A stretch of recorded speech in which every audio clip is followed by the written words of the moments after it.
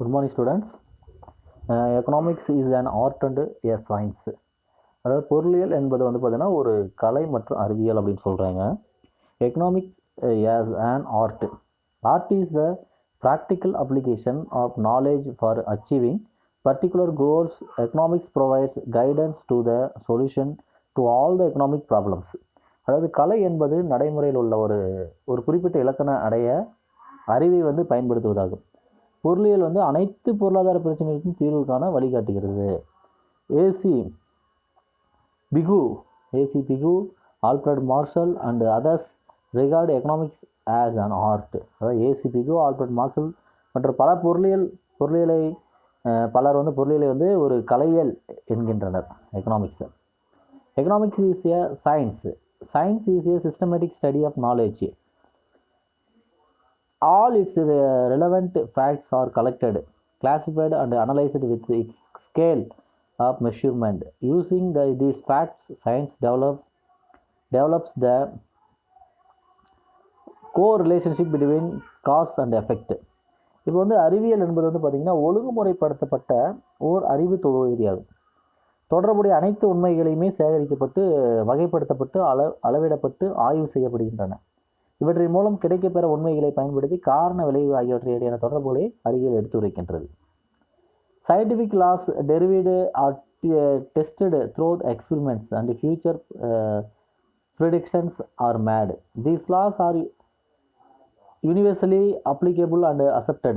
Economics like Robbins, Jordan and Robertson argue that economics is a science like physics, chemistry, etc. அதாவது என்ன சொல்கிறாங்கன்னா, அறிவியல் விதிகள் பரிசோதனைகள் மூலம் வந்து சோதிக்கப்பட்டு எதிர்கால கணிப்புகளை உருவாக்குகின்ற இந்த விதிகள் அனைவராலும் ஏற்றுக்கொள்ளப்படுகின்றது. இயற்பியல் வேதியினை போன்று பொருளியல் ஒரு அறிவியல் என்று ராயன்ஸ், ஜோர்டன் போன்ற ராபர்ட்சன் போன்ற பொருளியல் வல்லுநர்கள் வந்து பார்த்தீங்கன்னா கருதுகிறாங்க. ஏன்னா பொருளியல் அறிவியலை போன்று பல ஒருமித்த பண்புகளை கொண்டுள்ளது அப்படின்னு சொல்கிறாங்க. பொருளியல் அறிவியலை போன்று வந்து பார்த்தீங்கன்னா பல ஒருமித்த பண்புகளை கொண்டுள்ளதுன்னு சொல்கிறாங்க.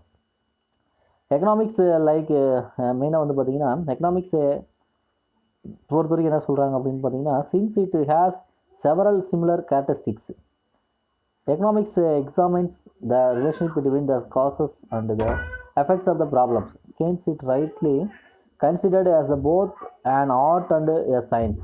In fact, art and science are complementary to each other. அதாவது பார்த்தீங்கன்னா பொருளியல் வந்து பிரச்சனைகளுக்கான காரண அந்த விளைவுகளுக்கு இடையே உள்ள உறவுகளை பற்றி ஆராய்கிறது. ஆகையால் பார்த்தீங்கன்னா பொருளியல் கலை மற்றும் அறிவியலாக கருதப்படுகிறது.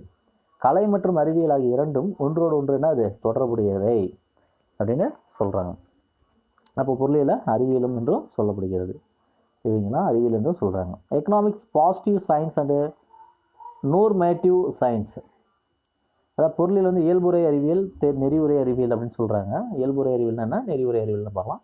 Positive science deals with what it is means. It analyzes a problem on the basis of facts and examines its causes. For example, at the time of a price increases, its causes are analyzed. அது இயல்புரை அறிவியல் உள்ளதை உள்ளதவாறு வந்து பார்த்திங்கன்னா கூறுகிறது. அதாவது பிரச்சனையை உண்மையின் அடிப்படையில் அதன் காரணங்களின் மூலம் ஆய்வு செய்கிறது. எடுத்துக்காட்டாக விலை ஏற்றத்தின் போது அதற்கான காரணங்கள் ஆராயப்படுகின்றன சொல்லப்படுகிறது.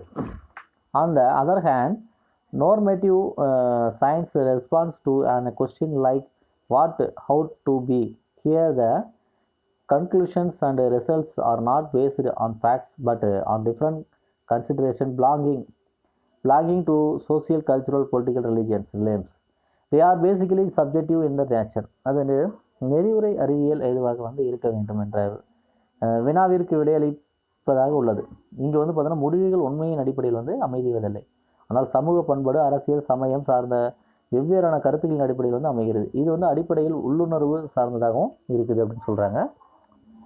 In short, positive science is concerned with how and why, and normative science with what ought to be. The distinction between the two can be explained. An increase in the rate of interest Under positive science would be looked into as to why and how can it reduce it, whereas under the normative science it would be seen as to the whether it's good or bad. மெயினாக வந்து பார்த்தீங்கன்னா இந்த வந்து பார்த்திங்கன்னா இந்த மெயினாக வந்து இந்த சுருக்கமாக இயல்புறை அறிவியல் என்பது ஏன் எப்படி ஏன் மற்றும் எப்படி என்பதையும் எரிவுரை அறிவியல் ஏதுவாக இருக்க வேண்டும் என்பதையும் கூறுகிறது. இதில் வந்து பார்த்திங்கன்னா இரண்டிற்கும் இடையே உள்ள வேறுபாட்டையும் எளிதாக விளக்கலாம். இரண்டிற்கான வேறுபாட்டை என்ன பண்ணுது, எளிதாக வந்து விளக்குது அப்படின்னு சொல்கிறாங்க.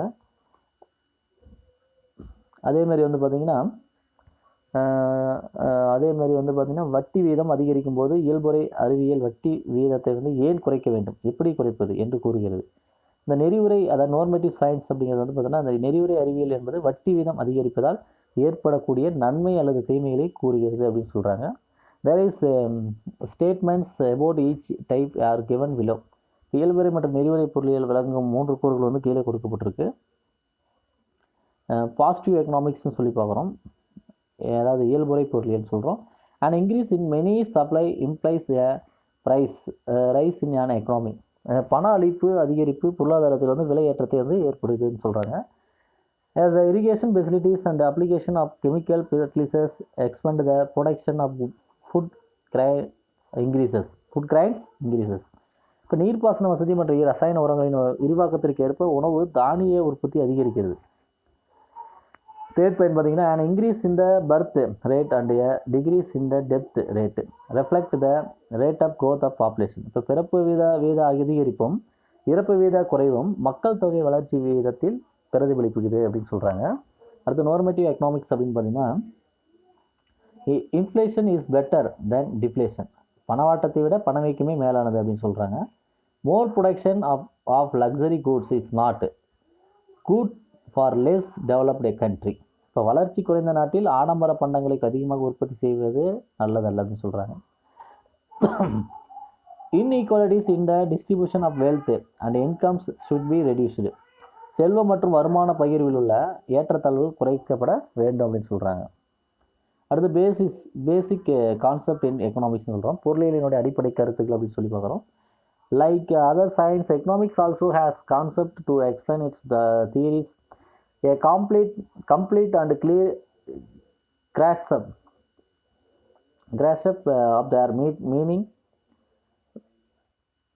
meaning is necessary when the theories associated with them are studied. Only a preliminary acquaintance is now attempted here. அதாவது மெயினாக வந்து பார்த்திங்கன்னா மற்ற அறிவியலை போன்று பொருளியலிலும் அதன் கோட்பாடுகளை வந்து பார்த்திங்கன்னா விளக்கும் சில கருத்துக்கள் உள்ளன. அவற்றினுடைய சில கருத்துக்கள் உள்ளன. அவற்றினுடைய பொருள் பற்றிய முழுமையான தெளிவான புரிதலை கோட்பாடுகளை அறிவதற்கு உதவும். அது சார்ந்த இப்போ மேலோட்டமான விளக்கங்கள் பின்வருமாறு அப்படின்னு சொல்லி பார்க்கணும். ஃபஸ்ட்டு வந்து பார்த்தோன்னா கூட்ஸ் அண்ட் சர்வீஸ், பண்டங்கள் மற்றும் பணிகள் சொல்லுவோம் தமிழில். Both goods and service satisfy human wants.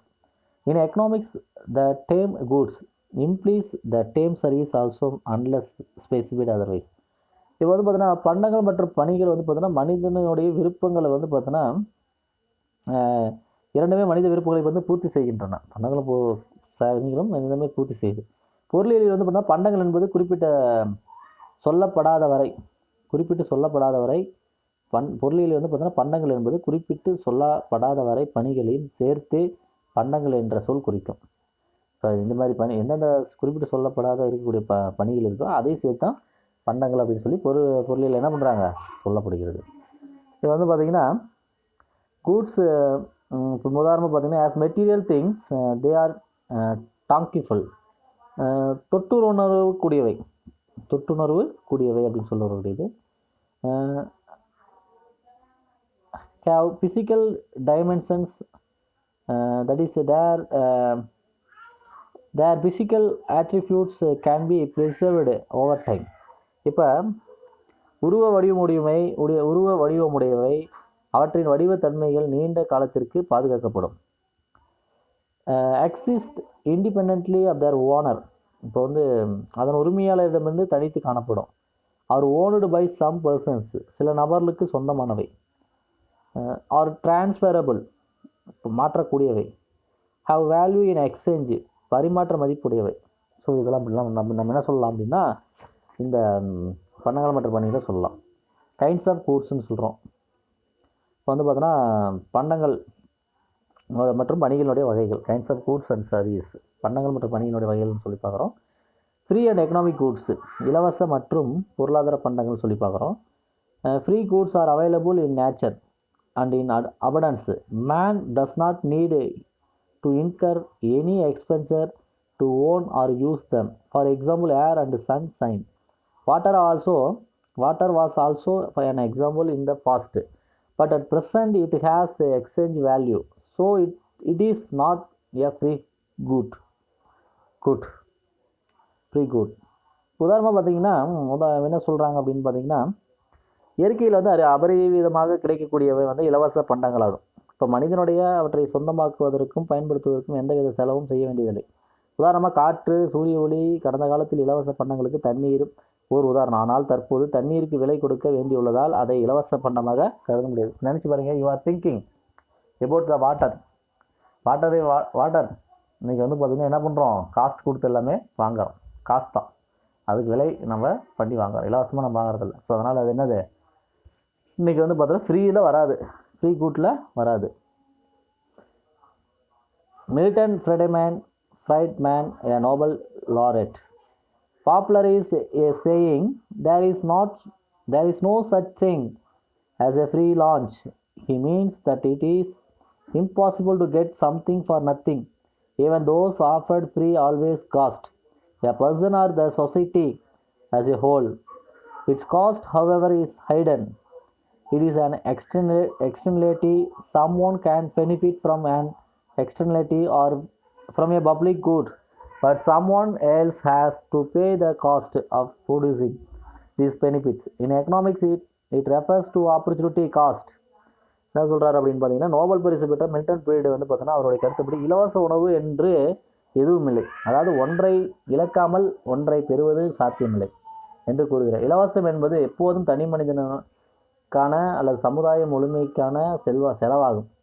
இதனது செலவு உள்ளடக்கியது. பொது பண்டங்கள் இலவசமாகவும் சிலருக்கு பணம் செலுத்துவதாலும் கிடைக்கப்பெறும். இது பொருளியலில் பிற வாய்ப்பு செலவு என்று கூறப்படுகிறது. ஆப்பர்ச்சுனிட்டி காஸ்ட் அப்படின்னு சொல்கிறாங்க. அந்த பிற வாய்ப்பு செலவு அப்படின்னு சொல்லப்படுகிறது. இதில் பாருங்கள், பப்ளிக் வெர்சஸ் ப்ரைவேட் கூட்ஸ்னு கொடுக்குறோம். பப்ளிக் கூட்ஸ்னு இதெல்லாம் சொல்கிறாங்க அப்படின்னா, உதாரணமாக பப்ளிக் கூட்ஸ்னால் பொருள்கள் வந்து விலையை கொடுத்தாலும் கொடுக்காவிட்டாலும் அப்பொருள் வந்து அனைவரின் நுகர்வுக்கும் கிடைக்கும். ஸோ அதான் பப்ளிக் கூட்ஸு. உதாரணமாக பாருங்கள், இப்போ வந்து பார்த்தோன்னா ஸ்பில் ஓவர் பெனிஃபிட்ஸு, அதாவது அப்பொருளினுடைய பயன் வந்து அனைவருக்கும் கிடைக்கும் அப்படின்னு சொல்கிறாங்க. அப்பொருள் நுகர்வதிலிருந்து போட்டி இல்லை. நான் ரிவைல் கன்சம்ஷன் அண்ட் நான் எக்ஸ்க்ளூடேபிள், அதாவது இந்த பொருளை ஒரு நுகர்வதில் போட்டி இருக்காது சொல்கிறேன். எடுத்துக்காட்டு, இப்போ நேஷ்னல் டிஃபென்ஸ் லா என்ஃபோர்ஸ்மெண்ட்டு, அதாவது தேசிய பாதுகாப்பு மற்ற சட்டங்களை அமல்படுத்துதல். ஸோ அதில் இருக்காது. ப்ரைவேட் அப்படின்னு பார்த்தீங்கன்னா இதில் வந்து தனி ஒரு ஆள் மட்டுமே நுகர கிடைக்கும். இப்போ good consumed by a single person or household, இப்போ ஒரு நபரோ தனிநபரோ அல்லது அப்பொருள் வந்து பார்த்தோன்னா யாருக்கோ அல்லது வந்து ஒரு வீட்டு நபருக்கோ வந்து பயன்படுத்தக்கூடியது. நோ ஸ்பில்லர் பெனிஃபிட்ஸு, அப்பொருள் வந்து பயன்படுத்துவதனால வந்து நுகர்வதற்கு பயன்படுத்துவது வந்து பார்த்தோன்னா அது யாருக்கும் பொதுவல்ல. ரிவல் கன்சம்ஷன் அண்ட் எக்ஸலபிள், ரிவல் போட்டி இருக்கும். எடுத்துக்கிட்டால் ஃபுட்டு அண்ட் ட்ரிங்க்கு, என்னது உணவு மற்றும் தண்ணீர். ஸோ இதெல்லாம் நம்ம சொல்கிறாங்க. On other hand, economic goods are not available in plenty. They are secure in supply. Man has to spend money to own or use them. மற்றொரு பக்கம் வந்து பார்த்தீங்கன்னா பொருளாதார பண்டங்கள் அதிக அளவு கிடைப்பதில்லை. It's not much level, it's not much need for the goods. So அதிக கிடைக்கல. அவங்களுடைய அளிப்பு வந்து பார்த்தீங்கன்னா பற்றாக்குறையானது இல்லையா. ஸோ அது வந்து பார்த்தீங்கன்னா என்னது, டஸ் நாட் சப்ளை, டெஃபிசிட், ஒரு பற்றாக்குறையாக இருக்கக்கூடியதுன்னு சொல்கிறாங்க, டிமாண்டாக இருக்கக்கூடியது. மனிதன் வந்து பார்த்தீங்கன்னா அதன் மீது வந்து உரிமை கொண்டாடவும் அல்லது அதை என்ன பண்ண முடியாது, பயன்படுத்தவும் பணம் செலவிட வேண்டியுள்ளது. மனித உரிமை கொண்டாடணும் அப்படின்னா இட்ஸ் மீ அப்படின்னு சொன்னால், இட்ஸ் மைன் அப்படின்னு சொன்னால் much money of expenditure to the goods. அப்போ அதுக்கு என்ன பண்ணணும், அதிகமாக அவன் என்ன பண்ணணும் அப்படின்னா யூஸ் பண்ணோம்னா நிறைய ஸ்பெண்ட் பண்ணணும், மேடம் ஸ்பெண்ட் பண்ணி ஆகணும் அப்படின்னு சொல்கிறாங்க. Okay, thank you student.